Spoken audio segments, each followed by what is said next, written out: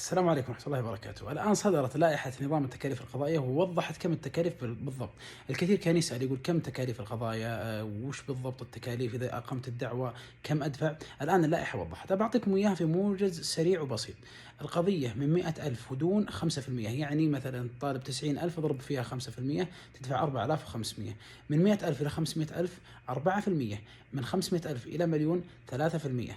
يعني مثلا 700,000 اضربها في 3%، تقريبا 21,000. هذه التكاليف القضائية.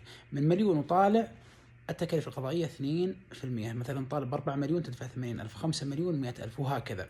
طبعا من اللي يدفع التكاليف؟ الطرف الخاسر، وتكلمت في حلقات أخرى عن تفاصيل النظام ومن يدفع التكاليف وبعض الإلماحات المهمة في النظام، وكذلك في بعض المنصات تكلمت عن هذا. طيب، في نقطة مهمة أو أمر مهم كذلك، الطلبات عليها تكاليف. طبعا أنا قبل ما أتكلم عن الطلبات، في بعض القضايا ما عليها تكاليف تكلمت عنها في حلقات أخرى. طلب الاعتراض 5,000 ريال، اللي تبغى تعترض على الحكم تدفع تكاليف 5,000 ريال. طيب، طلب الالتماس تدفع 10,000 ريال. طبعا طلب الاعتراض في القضية المستثناة ما عليها تكاليف، لكن في القضية اللي فيها تكاليف تدفع على الاعتراض كذلك 5,000 ريال. طلب الالتماس في جميع القضايا 10,000 ريال.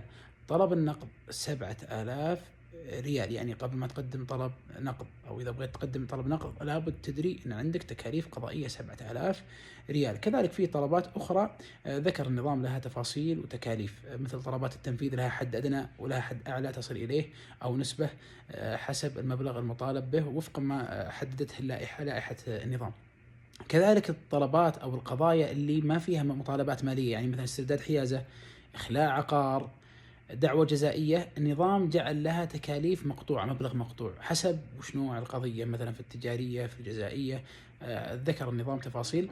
حبيت أني أحدثكم أو أنقل لكم صورة موجزة ومختصرة عن نظام التكاليف القضائية، أو عن اللائحة المفسرة للنظام للتعرف وليستفيد الجميع قبل إقامة أي دعوة مشمولة بالتكاليف. أسأل الله أن يوفقنا وإياكم ويحب ويرضى وأن يبارك لنا ولكم، والسلام عليكم ورحمة الله وبركاته.